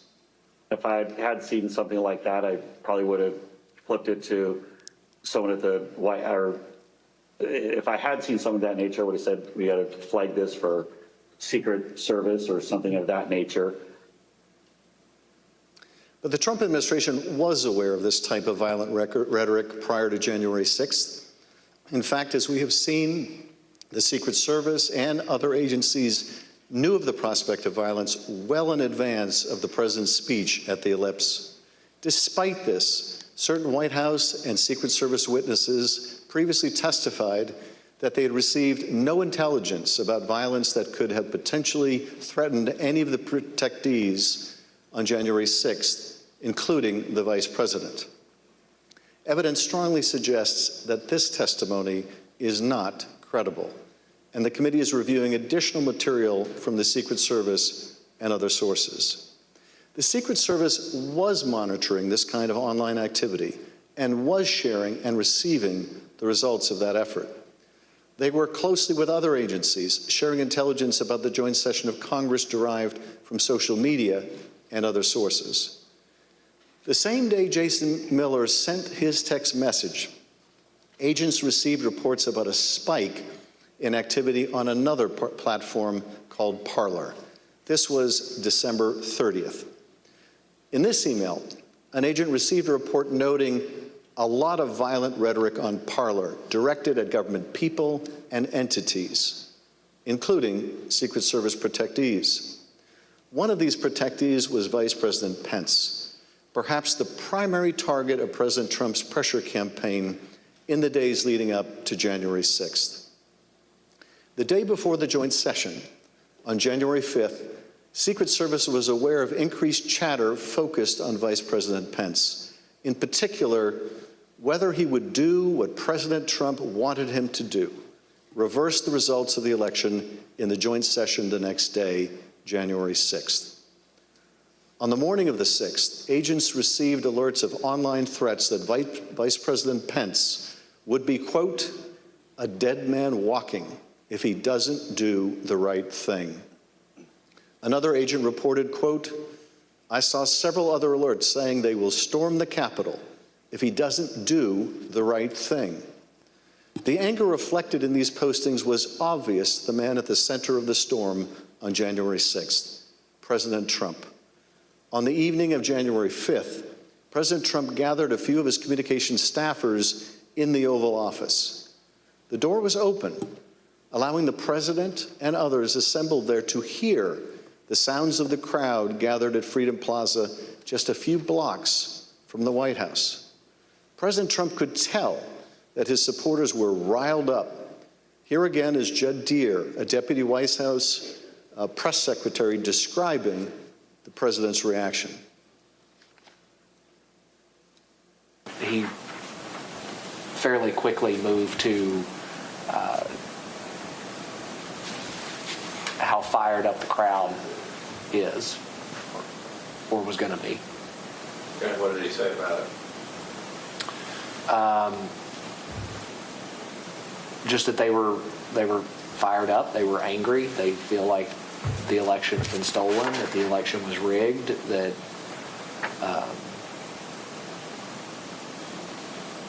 he went on and on about that for a little bit. Yes, the president knew the crowd was angry because he had stoked that anger. He knew that they believed that the election had been rigged and stolen because he had told them falsely that it had been rigged and stolen. And by the time he incited that angry mob to march on the Capitol, he knew they were armed and dangerous. All the better to stop the peaceful transfer of power. Mr. Chairman, I yield back. Gentleman yields back. At this point in our meeting, we'll take a brief recess. Pursuant to the order of the committee of today, the chair declares the committee in recess for a period of approximately 10 minutes. About an hour and a half into, we've been calling it a hearing. Benny Thompson made it clear this is a business meeting to allow them the mechanism of doing votes if they care to do so at the end of the session. At any rate, a 10-minute break. While they're taking their break, let's recap what we have seen so far in today's proceedings. At the very beginning, Chairman Benny Thompson said the committee may vote on further action against former president. We know now what he was hinting at. Our Ali Vitale first to report that the committee will vote today to subpoena Mr. Trump. Liz Cheney said the panel may make a series of criminal referrals to the Department of Justice against Donald Trump. The committee restated its case that President Trump had a premeditated plan to declare victory on election night, whatever the results. They recapped testimony that his top advisors had told him there was no evidence of widespread voter fraud. And the committee presented evidence from Secret Service communications more than 10 days before January 6th that extremist groups were planning violence at the Capitol in order to disrupt the election confirmation hearings. We also heard a little bit in that last part about the U.S. Secret Service, about text messages that were erased, and what members of the committee view as an incomplete record of communications of that day. Here with me is Chuck Todd, NBC News political director and moderator of Meet the Press, White House correspondent Kristen Welker, senior Washington correspondent Hallie Jackson. Let me first start with you, Kristen. This news about a subpoena for the former president, is that something that could actually happen? Or I guess the question is, they could do it, but would he respond to it? Right. I think the vote will actually happen. I would be very surprised if we saw former President Trump comply with the subpoena. So this becomes largely symbolic and a part of the committee's attempt to get on the history books with this, I think.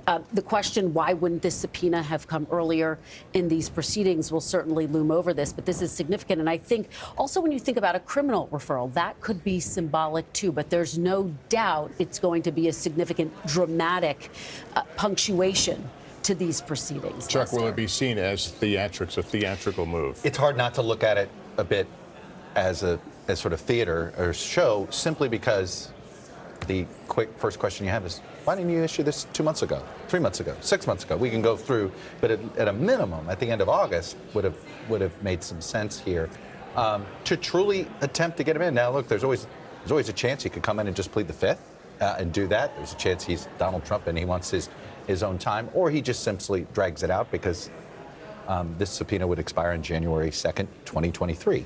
Meaning as soon as the new Congress takes over, if now Democrats have control, maybe they reissue the subpoena on January 3rd. But this feels a little showman, and you have that, again, it just, for me, raises the question, why not sooner?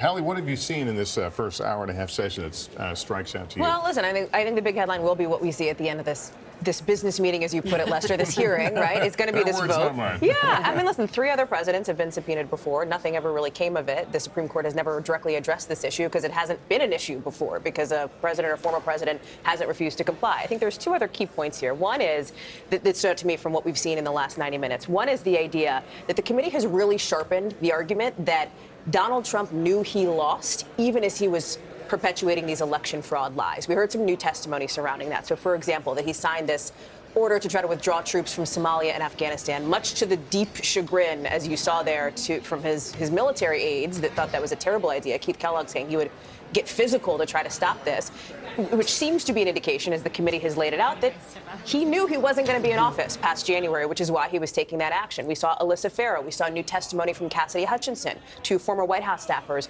who testified that Donald Trump himself acknowledged he lost to Joe Biden. Brad Parscale, his former campaign manager, saying even as early as July, there was a discussion that if the former president had lost, he would try to say that he won and make this move, basically. The other piece of it is what we heard right before we came out of break, which is on the Secret Service, Lester, and the idea that there are some real questions now about what the Secret Service knew, when they knew it, and the actions that they took, right? The idea that there were these warnings. I mean, the idea that Mike Pence was a dead man walking here, weapons that had been found, et cetera. And then you heard another sort of dangling hint, I think, from the congressman who suggested that some witnesses related to the Secret Service or White House didn't tell the truth to the committee about the warnings that they knew before January 6th. That is something else that this committee, another thread that this committee could pull. I have to tell you, Tony Ornato, who was a deputy chief of staff at the time of January 6th, but was the former head of the president's Secret Service detail, clearly has a lot to answer for here. They didn't say it directly, but it's pretty obvious that he's the person at the center of somehow making sure that whatever information was available from the Secret Service never made its way to this committee, and they had to go basically around the Secret Service in order to get this information. I think the Secret Service has a lot to answer for. I think this, I don't care who controls Congress, they've got enough evidence here. This should open up a huge investigation into the Secret Service actions in and around January 6th. And by the way, talking about them having a lot to answer for, there was an expectation that they were going to come in and testify. At least that is what Tony Ornato and others had said they were going to do. Has he done that? He has not done that. Where was that testimony? And so a big question mark looms over that. And I do think there's going to be a lot of scrutiny on the Secret Service in the wake of these revelations. And also this idea that former Vice President Mike Pence, that his office was concerned about the fact that Mr. Trump would declare victory. I think it just underscores the fact, and they're drawing a firmer link to the fact that this was something that was premeditated, that he would not concede if he lost this election. And that is what we saw. Can I remind people out. of a quick fact here? How Joe Biden insisted on getting a brand new Secret Service detail. And not letting anybody from that previous detail. There had been a lot of concern about sort of what had happened and how much had the lines gotten blurred between the Secret Service and Trump's inner circle. All right, we want to go to Capitol Hill correspondent Ali Vitale now. Ali broke the news about the committee voting to subpoena President Trump. Kind of lay out what we can expect here the next hour or so. Ali? Yeah, Lester, my colleague Haley Talbot and I, the first to report that the committee is going to likely end this hearing by voting to subpoena former President Donald Trump. And it's something that over the course of the last few months, members on the committee have been actively talking about whether or not this was a worthwhile endeavor for them. All of them really acknowledging the fact that this is a man who is very unlikely to comply with this subpoena. And frankly, to Chuck's point about why this hadn't happened sooner, that is a question that we pressed members on continuously over the course of the last few months. Trump is someone who is adept at running out the clock. This is a subpoena that expires at the end of Congress. Yes, if Democrats maintain control, they could decide to renew it. But if Republicans take control of the chamber, then this subpoena, of course, like the committee itself, goes by the wayside. And so clearly the committee trying to put on the record that they do believe that the former president should be subpoenaed and that they would like to speak to him. That doesn't mean, though, that that's really the end of the question of is the committee done with its work. There are still open questions about whether or not they'll subpoena someone like the former Vice President Mike Pence. There have been acknowledgments in my conversations with committee members that they know subpoenaing Pence is different than subpoenaing Trump. especially after Pence has said that he would consider complying with a subpoena. And we know that they've been in discussions, the committee, with Pence's legal team. So that's definitely a conversation that's ongoing here as well. I would add that I was told by sources that Speaker Nancy Pelosi was given a heads up about this, an historic escalation here as the committee prepares to gavel back in and at the end of these proceedings do a public vote to subpoena the former president, the culmination of a hearing that focused almost solely on the intent of the former president, what he knew privately compared to what he did publicly, the fact that he knew and was being told and was frankly in many ways acting as if he had lost the election, and yet publicly he was still perpetuating the idea that it was stolen from him when he seemed to know that it was not, Lester. Ali Vitale, thank you. Let's turn to NBC News legal analyst Danny Savalas. Walk us through what a subpoena to a former president looks like, what would take place likely.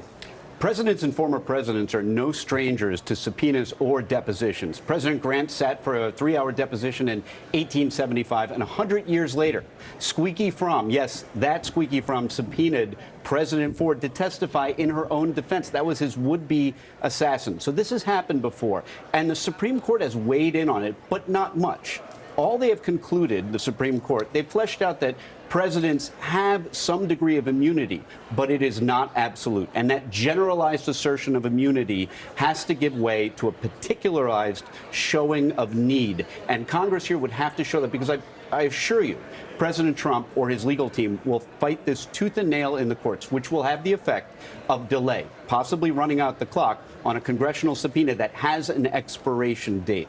But the other part of that is possibly, and I have to credit Chuck for this theory, that the former president in this case, may say, the heck with my legal advice, I'm going to testify. I've done it before. I've gotten through unscathed. And he's kind of right. The president, former President Trump, has testified in depositions before. He's figured out a way to never get charged before based on his deposition testimony. He may say, legal advice aside, I'm going to try and do this. It's also like, hey, added to the list of legal issues that former President Trump is facing, frankly, not just this expected subpoena that we assume by 4 p.m. Eastern time we'll have in hand. There's the myriad of other legal troubles that are hanging over the former president right now. I also think there's something interesting to the point that Ali made on former Vice President Mike Pence and whether or not the committee might subpoena him. And I've talked with members who have suggested there's a lot of people, and we've seen some of them today, who are cooperating with the committee. Brett Jacob, people who are close in the former vice president's inner circle, that perhaps the committee feels like they have enough information that they don't need to make that move, because that would also be a significant move to try to subpoena. Well, and if you're Mike Pence, though, do you want to voluntarily testify, or do you want to? Well, I need a subpoena for somebody who's potentially running in 2024. Most likely, this is not somebody who wants to look like he's voluntarily. So in an odd way, I think if there is a subpoena for Mike Pence, it tells you that they know he's going to cooperate with the subpoena. But notice how many of the filmmakers, by the way, have always wanted to say, look, I'm not going to fight your subpoena, but please subpoena me. I want to basically have the law force me to be doing this. Dan, you mentioned the clock running out, but the clock is running out on this proceeding as well. Entirely, if Republicans win back the House. Well, and goodbye the select committee, right? And to Chuck's, maybe not goodbye. Well, we could invert it. To Chuck's point, right? You might end up seeing Republicans have their own version of this. And by the way, Republicans create committees to investigate President Biden if they do take back control of the House, which right now folks like Chuck know seems more likely than not. Yeah, they're bracing. Well, I was just going to say that they're bracing for the possibility of that and potentially being the subject of a number of different investigations at the White House.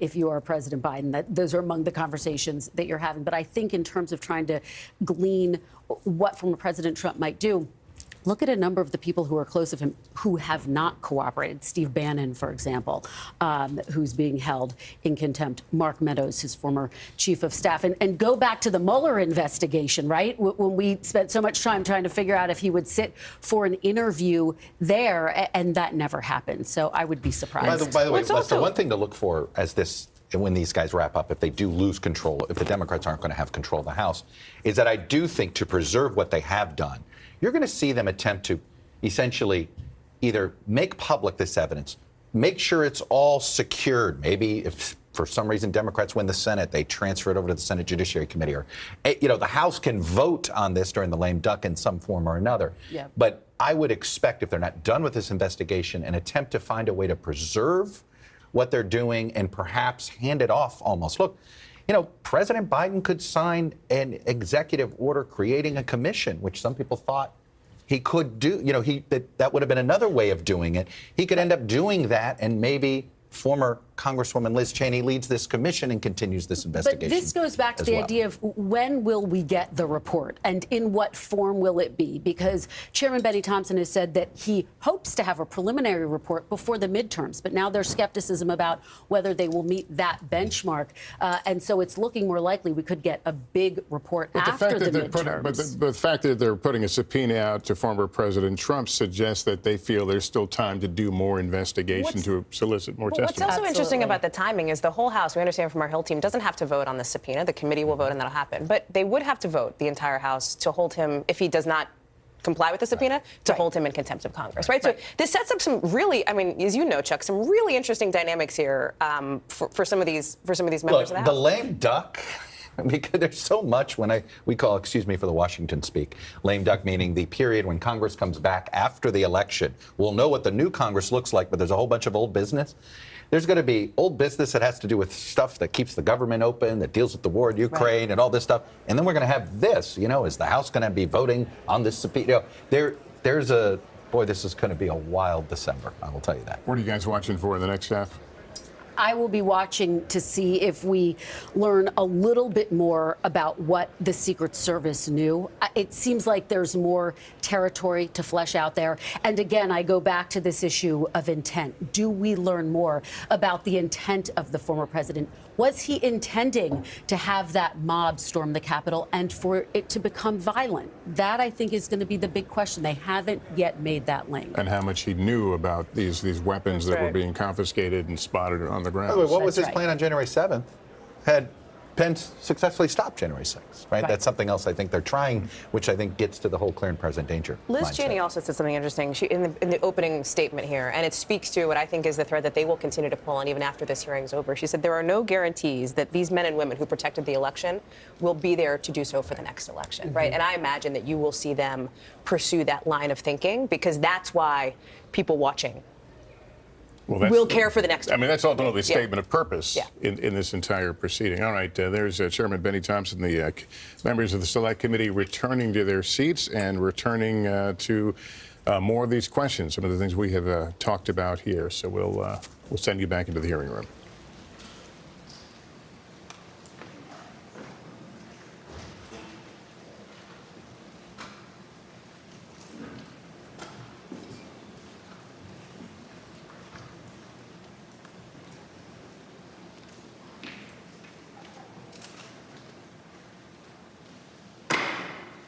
Chair recognizes the gentleman from California, Mr. Aguilar, for an opening statement. Thank you, Mr. Chairman.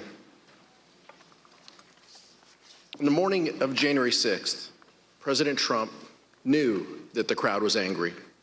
He knew that they were armed and dangerous, and he knew that they were going to the Capitol.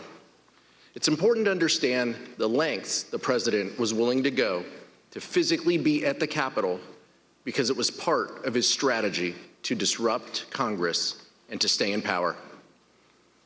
As the time for the Ellipse rally approached, an email was circulated among intelligence officials, including Secret Service intelligence official, attaching communications among rallygoers that specifically contemplated violence. Trump has given us marching orders. One post on the Donald.win wrote, basically, if you're east of the Mississippi, you can and should be there. Advance on the Capitol. Keep your guns hidden. Don't fuck around. Full kits, 180 rounds minimum for main rifle, another 50 for sidearm per person. What is clear from this record is that the White House had more than enough warning to warrant stopping any plan for an Ellipse rally and certainly for stopping any march to the Capitol. And as evidence from our prior hearings has suggested, the president was aware of this information. But despite awareness of the potential for violence and weapons among the crowd, The Ellipse event nevertheless went forward, and Donald Trump instructed the angry crowd, some of whom were armed, to march to the Capitol. As my colleague Mr. Schiff just described, the Secret Service reported that thousands in the crowd near the Washington Monument would not enter the rally area because magnetometers used in screening attendees would detect any prohibited items they carried. Mr. Trump knew this. His Secret Service had told him about it that morning. Even in spite of these warnings, Cassidy Hutchinson overheard the president say this shortly before he took stage. He wanted it full, and he was angry that we weren't letting people through the Meigs with weapons, what the Secret Service deemed as weapons and our weapons. I was in the vicinity of a conversation where I overheard the president say something to the effect of, I don't effing care that they have weapons. They're not here to hurt me. Take the effing Meigs away. Let my people in. They can march to the Capitol from here. Let the people in. Take the effing Meigs away. And when he went on stage, President Trump himself asked law enforcement to let his supporters in the rally site.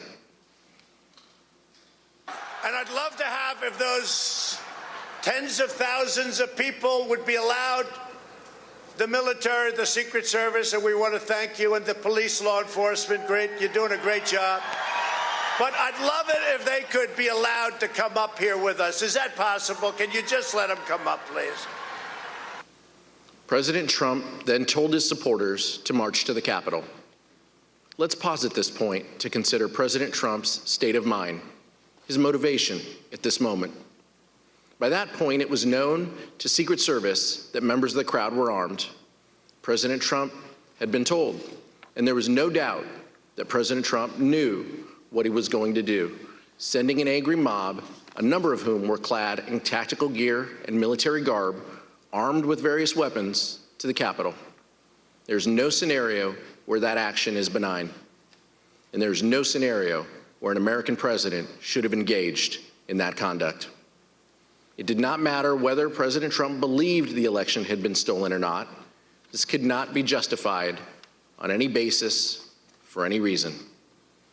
You may also recall testimony from our summer hearings regarding Mr. Trump's efforts to lead the mob to the Capitol himself in his angry altercation in the presidential SUV when the Secret Service told him it was far too dangerous for him to go. As we detailed in testimony from the Metropolitan Police and White House personnel during our July 21st hearing, information about the altercation was widely known. So widely known that one former White House employee with national security responsibilities explained that this information was in fact water cooler talk in the White House complex. As that professional told us, they remember hearing in the days after January 6th how angry the president was when he was in a limo that afternoon. That professional also testified that they were specifically informed of the president's irate behavior in the SUV by Mr. Ornato in Mr. Ornato's office. It was Mr. Engel with Mr. Ornato in that office. They'd expressed to me that the president was irate, on the drive up. Mr. Engel did not deny the fact that the president was irate. That, of course, corresponds closely with the testimony you saw this summer from Cassidy Hutchinson, a Metropolitan Police officer who was in the motorcade, and from multiple sources. Additionally, after concluding its review of the voluminous additional Secret Service communications from January 5th and January 6th, the committee will be recalling witnesses and conducting further investigative depositions based on that material. Following that activity, we will provide even greater detail in our final report. And I will also note this. The committee is reviewing testimony regarding potential obstruction on this issue, including testimony about advice given not to tell the committee about this specific topic. We will address this matter in our report. We also want to remind you now of how security professionals working in the White House complex and who reported to national security officials responded when they learned that Mr. Trump intended to lead the mob to the Capitol. To be completely honest, we were all in a state of shock. Because why? Because it just, one, I think the actual physical feasibility of doing it, and then also we all knew what that implicated and what that meant, that this was no longer a rally, that this was going to move to something else if he physically walked to the Capitol. I don't know if you want to use the word insurrection, coup, whatever. We all knew that this would move from a normal democratic, public event into something else. Why were we alarmed? Right. The president wanted to lead tens of thousands of people to the Capitol. I think that was enough grounds for us to be alarmed. President Trump was still considering traveling to the Capitol even after returning to the White House. He knew well before 2 p.m. that a violent riot was underway at the Capitol. He was aware of the ongoing lawlessness, but his motorcade was held on West Executive Avenue outside the White House because he still wanted to join the crowd. Here's Kayleigh McEnany, the White House press secretary, describing an exchange she had with the president as soon as he arrived back at the White House. So to the best of my recollection, I recall him being saying that he wanted to physically walk and be a part of the march, and then saying that he would ride the beast if he needed to, ride in the presidential limo. From the Secret Service, the Select Committee has also obtained important new evidence on this issue. It shows how frantic this hour must have been for the Secret Service, scrambling to get the President of the United States to back down from a dangerous and reckless decision that put people in harm's way. Take a look at the Secret Service email from 1:19 p.m. on January 6th, the minute that President Trump got out of the presidential vehicle back at the White House. As soon as the president left his motorcade, leadership from the Secret Service contacted Bobby Engel, the lead agent for the presidential detail, and warned him that they were, quote, concerned about an OTR, an off-the-record movement to the Capitol. The people sworn to protect the safety of the President of the United States and who routinely put themselves in harm's way were convinced that this was a bad idea. Secret Service documents also reveal how agents were poised to take President Trump to the Capitol later that afternoon. Agents were instructed to don their protective gear and prepare for a movement. A few minutes later, they were told the president would leave for the Capitol in 2 hours. It wasn't until 1:55 p.m. that the president's lead Secret Service agent told them to stand down. We are not doing an OTR to the Capitol. By then, rioters had breached the Capitol and were violently attacking the efforts of the brave men and women in law enforcement trying to resist the mob. President Trump may not have gone to the Capitol on January 6th, but what he did from the White House cannot be justified. While congressional leaders, both Democrats and Republicans, worked with Vice President Pence to try and address the violence, President Trump refused urgent pleas for help from nearly everyone around him. And what he did do only made the situation worse. Mr. Chairman, I yield back. The gentleman yields back. The chair recognizes the gentleman from Maryland, Mr. Raskin, for an opening statement. Thank you, Mr. Chairman. The president was still exhorting his supporters at the Ellipse to go fight like hell at 12:50, around the time that the first wave of rioters first breached barricades defending the Capitol. Secret Service documents we recently received give a timeline of precisely what the White House knew and when. At 1:19, the President's Emergency Operations Center sent an email to Secret Service, national security, and military advisors to the President and Vice President, informing them that, quote, hundreds of Trump supporters stormed through metal barricades at the back of the Capitol building about 1 p.m. Wednesday, running past security guards and breaking fences. When the president returned to the White House around 1:20, he entered the Oval Office and was told right then about the onset of violence at the Capitol. From that point until approximately 4 p.m., over the next 2 hours and 40 minutes, the president stayed in the White House dining room attached to the Oval Office and watched this unprecedented assault take place at the Capitol. We have testimony from several members of the president's White House staff establishing that President Trump refused entreaties from his closest advisors and family members to tell his supporters to stand down and leave the Capitol. Here's the testimony of President Trump's White House counsel, Pat Cipollone. I can't talk about conversations with the president, but I can generically say that I said, people need to be told, there needs to be a public announcement fast that they need to leave the Capitol. And Pat, could you let us know approximately when you said that? Approximately when? Almost immediately after I found out people were getting into the Capitol or approaching the Capitol in a way that was violent. Who on the staff did not want people to leave the Capitol? On the staff? In the White House. I can't think of anybody, on that day who didn't want people to get out of the Capitol once, particularly once the violence started. No. I mean,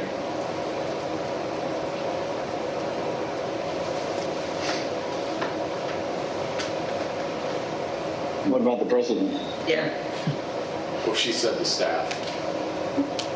So I answered. No, I said in the White House. Oh, I'm sorry. I apologize. I thought you said who else on the staff.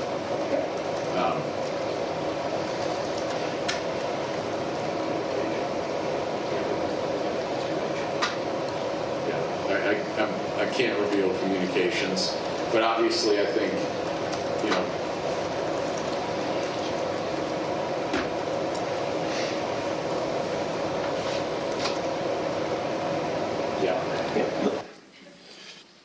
Mr. Cipollone's testimony is corroborated by multiple other White House staff members, including Cassidy Hutchinson. Here's Ms. Hutchinson describing what she heard from Mark Meadows. He had said something to the effect of, you heard him, Pat. He doesn't want to do anything more. He doesn't think they're doing anything wrong. A former White House employee with national security duties similarly recalled an exchange between Mr. Cipollone and Eric Hirschman about President Trump's inaction against the mob assault underway at the Capitol. Mr. Hirschman said something to Mr. Cipollone. He seemed to relay that, the president didn't want anything done. Throughout this period, some of the president's most important political allies, family members, and senior staff all begged him to tell his supporters to disperse and go home. They included Sean Hannity, Laura Ingraham, and other allies at Fox News, his son, Donald Trump Jr., the House Minority Leader, Kevin McCarthy, others in Congress and officials in the cabinet and the executive branch. All of them made appeals to Donald Trump, which he rejected and he ignored.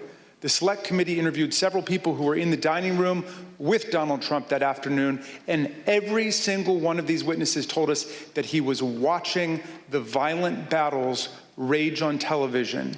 He did not call his Secretary of Defense or the National Guard, the Chief of the Capitol Police, or the Chief of the Metropolitan Police Department. And to your knowledge, was the president in that private dining room the whole time that the attack on the Capitol was going on? Or did he ever go, again, only to your knowledge, to the Oval Office, to the White House Situation Room, anywhere else?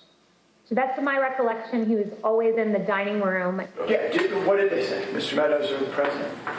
At all, during that brief encounter that you were in the dining room? What do you recall? I think everybody was watching the TV. Do you know whether he was watching TV in the dining room when you talked to him on January 6th? It's my understanding he was watching television. When you were in the dining room in these discussions, was the violence at the Capitol visible on the screen on the television? Yes. As the president watched the bloody attack unfold on Fox News from his dining room, members of Congress and other government officials stepped into the gigantic leadership void created by the president's chilling and studied passivity that day. What you're about to see is previously unseen footage of congressional leaders, both Republicans and Democrats, as they were taken to a secure location during the riot.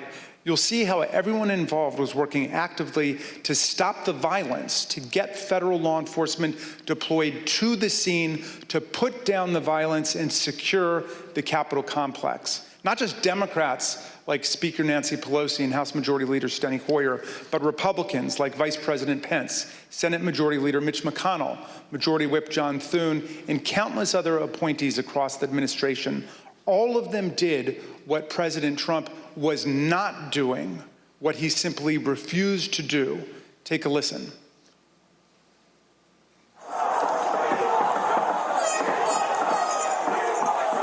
We're starting to get surrounded. They're taking the north front scaffolding. Unless we get more munitions, we're not going to be able to hold. The door has been breached and people are gaining access